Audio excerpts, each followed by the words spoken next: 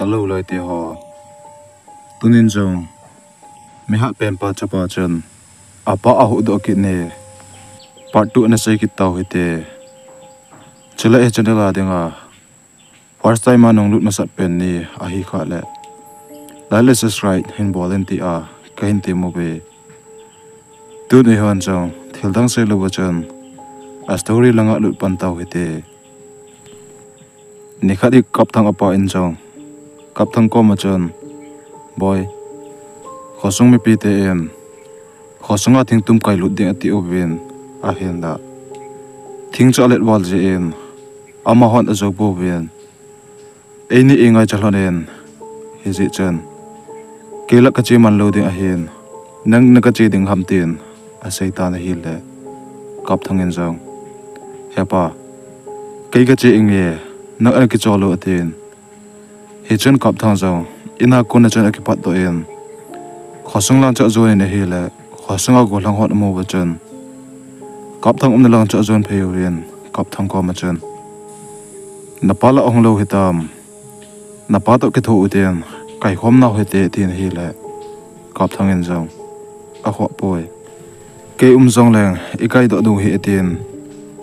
hi chen khosung mi pi ten a ki thu khom mo bin thing tu ale na le jing khat chau ain kai khom taw bin hi le kap thang cha hat le jing in khosung mi pi te se in a bon ba akai ho sang wa chen kap thang in a changa akai chu a hat le in he chen go lang hon jong kap thang cha ki thu pi ubin khosung ge chan chu akai lu pi ubin hi kap thang a hat dan chu ne dang sang a hat ta ji chen khosung mi pi ten jong kap thang a hat dan he a sei min thang le jing obin hi khosunga lam kai hole go lang ha chen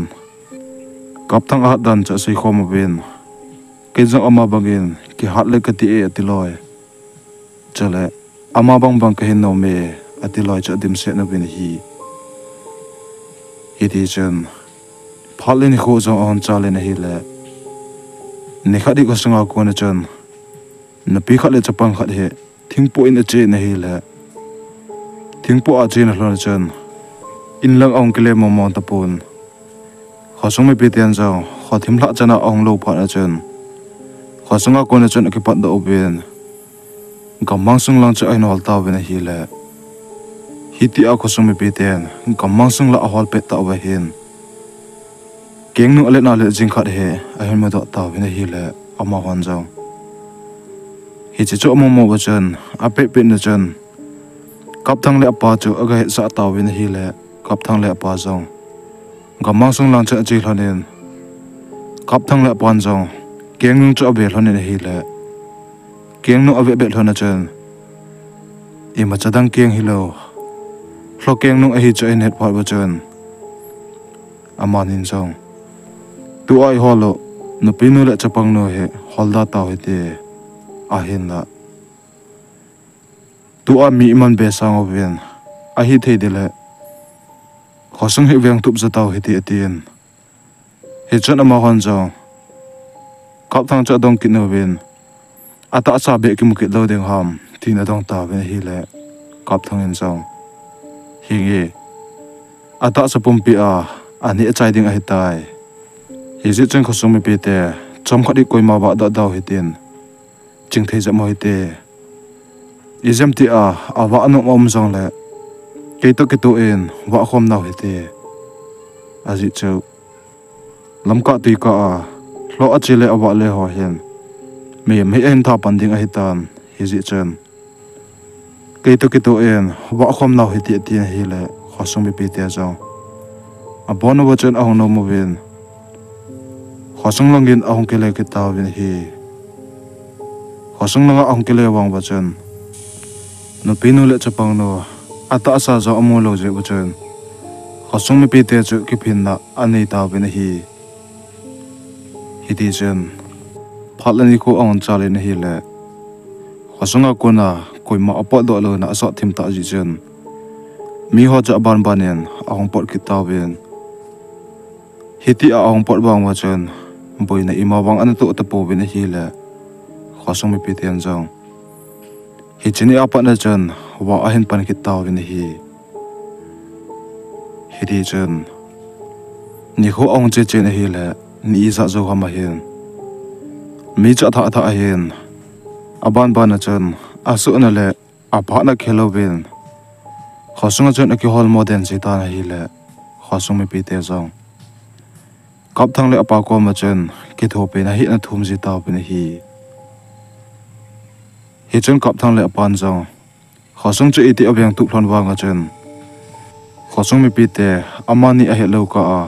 anapo na om ji ho chu holmo in anum pai ji ne hi le ne khadi kap thang zong khosung chen a che in lam kai ho ko ma chen ai poi khosung hi iti ka byang tu wangen ka byang tu zo te poi khosung apa nin chom khadi mi ba do da le hen ka tin a hen la ka tha sei zo po ven tun mi tha en a ki hol mo tan tun jong iti byang tu dik ti wangen mi hi apam pe na aum te jen apam pe ho so khosung mi pi in a ki hol mo pai ji e hi ji chen khosung hi lang samo bin lang khosung mi pi a tha be a koima a pot lo digin se ki ta wen ati ta na hi le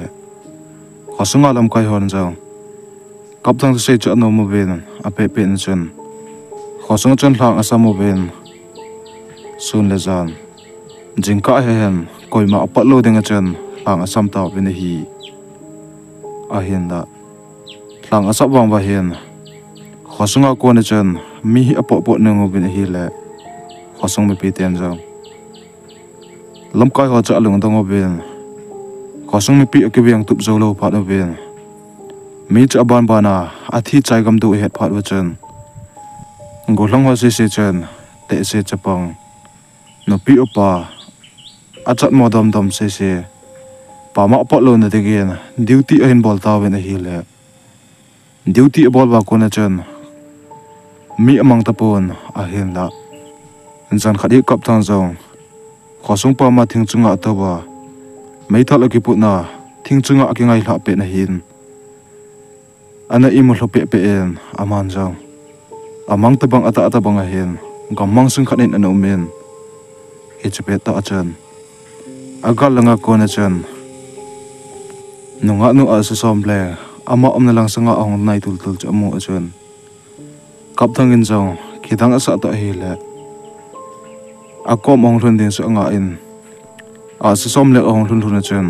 a se som le gen jong heo hi chan ju ke hon pan na sa ta en kala oven khosung langa lo ho ong chop su lo na tiu ben pan hi na sa ta akala owa lo me te ka kidel pi wang oven lo ho hi a ha thei le on tun ka zo to po ve heo na pa to na ni pan pin le khosung mi pi pan pin ka ngai cha taw ve ti a sei puma ama lang a hin ven chen a som le ata sa chung zo che chu thisan a be lu na hi le kap thang en zo now na ta sa chung ho a thisan be lu chu iti ham ti a do chen a som le ngin zo heo tu chen en lo ho to ka ki do na lai ve ka do zo lo ba apam pet loi lo me te nang hora nga ahong chom su loi om tan hi che ho chun mi atha pan he tan hi ji chen khosung mi pi te veng tup tan heo to a thisan mo ho he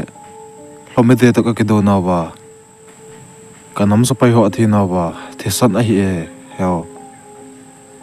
tun ko pa en mim cha te to e ki tholo leo izolo du e tai hi zi chen nang chu ke he sa en thi a e se pha na nang ko ma hong kilang ke e he o ti zo chen a sa som leng chu a pe zep bien amang ta na hi chen kap thang jong a hong king khang in a hi le a hong kin kha chen a kom noi langa ko na chen thilgin hi a hin jan thilgin a zan lang chu aga abe na hi le lo in ana kut na ama langa ahong chop su chomum achen kap thang jang lo in ama nam ahin za a hin na a hi chu a het par chen Tingpung chunga chen chat lo lo lit a dingin a kong ko a chem cha chu sa do en lo ong hlun ding chu anga ata na hi di chen lo en jong ama lang a hin nei tul tulen akal na thingpung no en pa pa chen lo chen thingpung no cha abelen me him nam cha na ta na hi le me him nam cha chung langa ko na annam a hi cha he en chen lo chen chung lang ave na kap thang amom a chen kap thang en jong a mai thal cha lu sa na ko yen lo cha kap ta na hi le lo jong a chop ta ki to che kha ji chen a op pheng ta cha kap ha pin tol chu po la en a le bo ta na hi chen lo jong o la cha ading do ki nin lo cha a ham ta na hi le lo a ham ha ko na chen mol sa lang chung langa ko na amun muna ko na chen lo ho cha ong ham ta na hi le lo cha a ham na a ko na chen atam le jingin kap thangin hi chu cha he na chen lo cha chal pang lai ta a kap pi ta na hi le lo jong amun na chen a thi den ta na hi lo a tha zo hin tingpung chunga ko na chen chom hlan khosonga ko hlang ho a cha gang thei se ho le khosong veng tu ma pang se cha ko khwamen aman jong lo a tha dan cha se ta na hi le golang on jong lo a ham gin ka za su ke bi hin tin he chen ka thangin jong ai poi khosong sa langa mol chunga cheng te khon lo ho hi anan jog lo bo he tan hi zia chu he cha na ai ni a hin ai ho jong iki gu nu ba lo ho ta ki do angai tai a chu ti e lo le khosong pum pi a he lo ho en ei tha chai gam do khosong mi pi te se ata asa ani chai gam do hi ji chen golang a se ki gong hi ten khosong langa ong chop su ka nge ba hen lo ho aham na lang ho zon taw he te ti a se chen golang le khosonga a chat gang thi lam kai ho chen kap thang tu se cha no ma ven ama ho jong khosong langa chen akile o ven mei chang mei thal chala a dom dom a chat gang thi dom dom cha kleng o ven lo ho to ke do ding a chen a ki gong ta ven hi chen kap thang in jong a pa cha he sa in hi le a pan jong boy leng pa in eni hi ha na ipi hin khosung veng tu dinga ingan si hlona hin he ji chen khosung hi veng tu hlona dingin einin jong pan la ta hi ti tin kap thang apa jong aman cha ho ki gu nen hlo ho to ke do dingin ong ki gu ta hi ti chen kap thang apa to alam kai hlon na a chen khosung mi pi te se a chat gang the se chu khosung mi pi te se a beng tup then diu ven gan cha nei se chu ki pu ven khosa langa mol lang cha zon ta ven hi le lam ka hen kap thang apan jong khosung mi pi te za chen ai poi tu chung e bai kon na ba he ilo sa mo hi le khosung mi pi te se no pi chapang chale a cha thailo te se ho jong a thi chai du hen he ji chen ei ho e bai kon do na wa he lo len te te ngai ding a hi he ji chen tu ai bai kon na he thi le hin ki ka a hen thingap cha pang koi no ma vem na khut hin ta mo ven ten kap thang apa chen a phong do ta na hi le khosunga kon a bai kon do se chen a mei thal che che dom sang oven ta chapa khosong mi pi veng tup na ding hi pu le thingap cha ka pan du a hi tin a mei thal che che dom oven a aw ta ven hi ti chen mul khat akal do zo ba hian zan zo ong sa che che tan ama hon jong la ong so do a lo ho ong ha ma ama ho am na lang sa en za ding a chu anga ta ven hi le chom khat hi ti a gamang sung la anga pe ta ba hin la ong su do tan la asu do zo ba hin aum na khel langa mol langa ko na chen lo khat hi ong ha min hi le lo aham zo zo ba chen một aning lang sang chân khát hong ham kệ nên asa lang ning chân khát hong ham kệ nên alang nang ning chân khát hong ham kệ nên hi le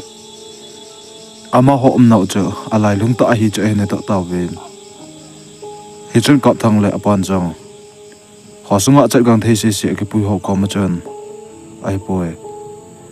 tu ai lo ho ong pan du etan ama ho jong hi mi hem te thana hong du hin hi ji chen san in chai sun chu alo lo a din lang thi san hi the pal bin lang mei thal kap ta bo chale mei thal kap ma sa go bin thi san ho se chi chu lo hot a hin dai lu na the deu bin agi ma sa owa ain zat na the deu bin thi san chu the pal ta bin a hin tin hi chu ama hon jong sa ain pu sun ho chu alo at pi u bin thi san chu mun mun chen a the ta bin hi thi san a the zo bu chen ama ho jong thingpung khat che chen apang sa obin pan mun che nei phat bu chen ala owa kap thang apa chen mei thal cha kap ta na hi le mei thal kap ka bu chen lo ho cha mun mun ko na chen ong ham ta bin hi lo ho agam ki chu angai bin hi le azo du bu chen agi gel chi u bin hi ti chen mul sa langa ko na lo aham gi za na wa ko na chen lo ho chu ang chom su u bin aham pe ta bin hi le ama hom na lang sanga ang nai tul tul cha ene ta bin hi chot ma hon jang akom ong lu du nga jing lai ba hin lo hon jang thisan kim hi en za ta bin thisan kim aza za wa chen thisan kim aza na lang chu akidel te ta bin hi hiti a amun muna ko na lo ho ang chop khom ba chen lo ho cha tam le jeng yin hiti chen chom khat jo ba hin thisan a the nau mun chu lo ho ang lu na chen ama hon jang ipi le lo ho ang gi su bo mo nga phat no hiti tin chom khat cho in nga ob ne hi le aha mu aza le agyal ngai sang bu chen lo cha na tam le jing tan ama hon jang lo ho amun muna a chop le le oba thisan ana le le pe wachen lo ho cho ain kop pan ta ben hi le hiti a lo ain kop pan ba ko na chen lo ho jong a umna wa ko na chen a chom che gam ta ben hi di chen lo ho a chop che zo wa ko na hin ama ho jong apan mun ba ko na chen hong kum phla ben hi le lo ho chen amun mun chen a hin bo pan ta win hi chot ma hon jang amun mun ko na lo ong chom do ha chu a ke do pi u ben lo ha chu ain ka pi pan ta win hi kap thang le pa jong hat na nei hi thlan ji chen lo amani langa ahong hong chu a that pe lo ni na hi ti chen chom khat jo ba hian thingpung chung khat a ko na hian lo cho ong chom la en kap thang cho abo en hi le kap thang in chong lo cho o do manen a hin da a mai thal chai cho abo la api en hi kap thang en a mai thal le la chen a kong ka a chem cha cho la do en a ban ban na lo a chom so chom to ho cho abo to thu en a that pe ta na hi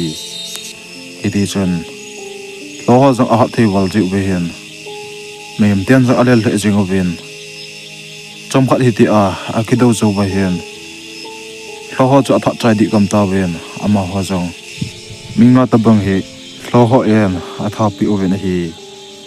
a zo zo na a hian lo thum le le cha su cha tan hi chu ama hon jong lo ho thum chu tha ding a ti lai ta wa hian lo thum mo chu agi go lo ven a ham ta vin hi hiti a lo thum ham ham chen mul sa langa ko na hian lo ho chu ahong ham pan ta hi le lo thum le le ta lo ba adang ho zo om na la hi chu kap thang le pa te hon jong a hin na ta win hi le lo ho chu azo lo dingo a hin khe ta win hi gi hi chen mul sa langa ko na lo aham ho chu ong chom su win cặp thằng thọ mình lăng chân ông trong sự tao bên hi lệ ama học cầm ông phạ chân lo ho chu ông mà sao ho sang chân alin thi lệ oven amul aha akiang tiền a khut tiền a sau thi lệ jing hi chân ama han jong lo ho chu cái đâu pi lo leo a thi ding a het phạ chân lo ho chu tha in ain cái đâu pi cái tao bên hi ti a tha a ain cái đâu pi cái phạ ba hiền mày hiểm tê cho ha thi lệ jing tao bên a khát lăng cặp thằng lệ pon jong lo ho atam wal jiu chen a hin le lệ jing thon tan i ti tha thon wang a chen lo ho cha tha tha in ama hom na la sang a chen a hong chom be be ta na hi ti chen chom khat ta bang a ki do zo ba hian lo la a lo alin bem pa hi cặp thằng na lang sang a chen a hong chom so in cặp thằng cho bò ding a ti ta na hi le he chu pe ta chen apa chen a hin mun cặp thằng apan jong a chapa a thi ding cha he pha na chen cặp thằng na lang a chen a hlai ta thoi na hi le lo zo a hlun to ki tu che pha na chen cặp thằng chu a hut tin na a lol ba ton di ati lai ta hen cặp thằng apa chu ke do kha na hi le cặp thằng apa jong lo pa chen a lol chu awak tan pi pe pe en cặp thằng apa jong a te ta na hi chen cặp thằng en apa thi e na chen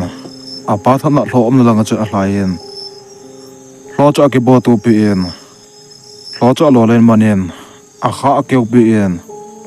angong gu chu he bo pi ta na hi le lo jong amun na chen a thi ta na hi alla owa lo alin pem pa thi chen lo ho chu a ha mo bi na hi le lo ho a ham ha ma chen kamang sung sa dang ko na hian lo adang dang zong ong chom su kita na hi chen khosunga ko na ko hlang ho chi si chen kap thang le apa cha up ko lo ven lo ong chom su ong chom to ha chu akibot pitaw ven hi akhat langa mol chunga leng te acheng te chen lo ho iti nan wa anan wang wa chen ama holang a ha thi che che pha na hian mol chunga cheng te a se som leng te chen atu zo lo do a he phat ba hen leng pan jong a so te kom le a chapa ko ma chen ai poi miam chapa apa jong hlote in a tha pi taw vin hi ji chen ai hon zo ai do zo lo a hen miam te khoda ke thu ko moi ten tu a in an nau lo ong chop su na lang hi hlau he ten lo ho hu amunen ke do pi leo hen miam te to ipan khom teng ole e ha nau jong sang in ten lo ho hi ita chai the ding o hi he ji chen tu a itin dau he hla taw he ti tin lo ho cha hla o ben hi le miam te chen la lang chen a chom chu kam taw ben hi chen leng pan jong tu nei ho jong ke tol chu he ten miam te khu ke thu pi taw he te miam te to ke thu lo leo gal hi zo lo du he tin mol chunga leng pan jong aso te se se le asa pai te se se cha ko khomen mei bola chen mol hlang langa akitol chu taw vin hi ti chen kap thang le khosung mi pi te jong lo ho to akisa te uba akito pe lai ta oba hen mol sa langa ko na hen mei bol chu lo men ahong ke tol chu ta na hi le hi chu mi am te en amomo wa chen kap thang a sa oben kap thang in jong mol sang pen pa chung lan chu ga ave ta na hi le mei bol alama ama hom na langa ahong ke tol chu chu amomo chen mol sang pen pa chunga cheng te ama ho ki thopi a ahong hi chu ai ne do ta na hi chung kap thang in jong ta chapa kapa phu kala lo le ke jong in na dama ki le lo ding he tin lo ho cha ban ban a chen alol gu e bo loi a kha a kau pi loi chama asu li loi a ban ban a chen lo ho cha en that pe tan a kha langa mol sang pen pa chunga cheng te jong miam te am na ong pa ba chen mei lo ma chen lo ho cha en ke do pi ta bin hi ti chen pha so ta ki do zo ba hian lo ho zo a ha thi le jing oben a hian la lo ho i thi bang ba chan mol chung la ko na chan a tha in ong chom su ki na ben hi le lo ho cha tam che en hi ti a lo atam che wang en ama hon chang tang lo ba chu na ki do pi oben a ki sa to pi oben hi le mol chang pen pa chunga chang te to a ki thu khom phat ba chan lo hon zo alel thei le jing taw ben hi ti a ong chom su ong chom to aban bana atha gam phat ba chan mol sa lang chunga ko na lo ong chom su zong om ta pon hi di chan pha chom khat ki do zo ba hian lo se che chu ain tha chai taw ben hi le him te chu koima a thi an om ta po ben a hian la a ha ki su kha thei la jing ben hi he chun mol chang te chunga chang te leng te zong chu mi him te mu the ding en ong kilang taw ben hi le mi him te en mol sang pen pa chunga chang te mi him mu the ding ong kila la ba chan lo ha ta ki do na umna leng pa sa pai te amuna akizam tha je chu mu mu chan mi him te chun ki dang asan a hian la kap thang chan alai nat pi le jing in hi chun mi him ten jong mol sang pen pa chunga leng te en anh ki thu pi chu anh he do chan leng pa ko ma chan hi pa thu sei taw bin hi le leng pan jong mi him te ko ma chan ai poi nang ho khela ke ho ka thi ji he ka I pen ka chapa mi him chapa en apa a hu do na dinga ka chapa hi ile hin sa pi hen hi ji a chu lo ho hen mi him te hi tha chai ding na ti o hen ke ho ni ti kanan wa kanan wang ben lo ho chu a ha thei wa lo wa kanan zo lo ji uba nang ho to ki thu khom ke ube he ji a chu mi him te na thi sang wa ka sa pai ho zo hi thi a hi tun mi him chapa apala athikit tan ken la bol pi ding ima adang la kanai tapon tun ka chanu en mi him chapa bu ha se en a hi the de le mi him chapa kap thang he to ka chanu hi ki chen sa taw hi ti atin hi le kap thang le mi him ten zong leng pa na chanu la mi him ta ai pon mi him te to i ki ching ting ham ti na sei taw ben hi le leng pan zong hege mi him te to thilate a ki chen na ding lampi a sa le e a hen la tun lampi khat au me hi chu a hi le mi him chapa mi ha pen pa kap thang apa hi to athi san hi ka chano akile zu ma hi le ka chanu hi miam ta a ale su the hi chu a hi le kap thang gen apa thi san aphal do anga ye athi ta hi le kap thang in zo apa athi nunga adei pen le along se pen mun ding a hi pu le tin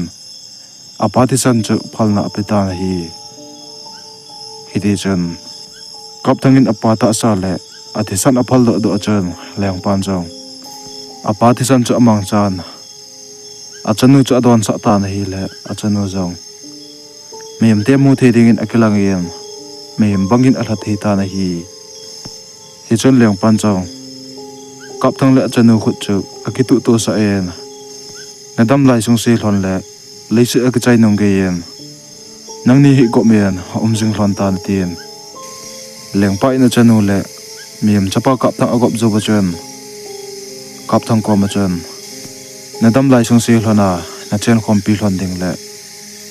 na bai chat again thei hlona chule na ngai chat dam na thei hian chule a hausat na nangai chat hlon a hi tiang jong le naman chat hlon ding atin sana a kisem bel khat cha pen hi chon leng pan jong bo mem chapa nangai chat again thei ni khole bel to hi na ji no to thum vei beng hlon a chen nangai chat zo se hlon le na thum chan na mo thei hlon a hi ti a se zo ba chen bel cha pen hi chon leng pan jong khosung hi hen nang ni a ko na boi na le ta na to hlon a hi le song chang la hlon en la bel chunga in le lu hlon le chen ape pe na ka sa pai te hong hlon jing ding a hi chateng le na pan pi du a hi ti a se zo ba chen leng pa le sa pai te zong mei bola chon aleng to ven mol chung lang chon aleng mang taw vin hi leng te apo do zo ve hen kap thang jong apa khel le anu banga agel thei de leng pa ina chanu api chu agel in hi le agi pa le en khosunga ko na ahong kon do ho khosung mi pi te jong maulim na nei du chu kene mo ve a tha anom le jing vin hi di chen ngal zo na le mo lop na ding en la asa kho mo ven in langa ke pa ta en akile ta ven hi khosung alun bai hen khosung mi pi ten jong khosunga ko na abai kon do ho le kap tang to cha na nga ta ven hi le ama ho jong khosung ong thun thun ba chen khosung mi pi te en ngal ain zo ba khosunga ong kile o hi chu ai net ba chen khosung mi pi te jong a kho mo ven a tha onom thei le jing ven hi chun khosung mi pi ten jong nunga nu amom mo ba chen khosunga dinga akison pi pen ale mi hat pen pa ji a hi ding ai net pa ba chen khosung mi pi te jong akipa le jing ven a jing in ama hon jong ngal chon le mo lop na den sil sagi tha na ven ki pa ta en ane khom ven a khom taw ven hi thosim akichai tai aban ananga kit no hite nabonun mangpha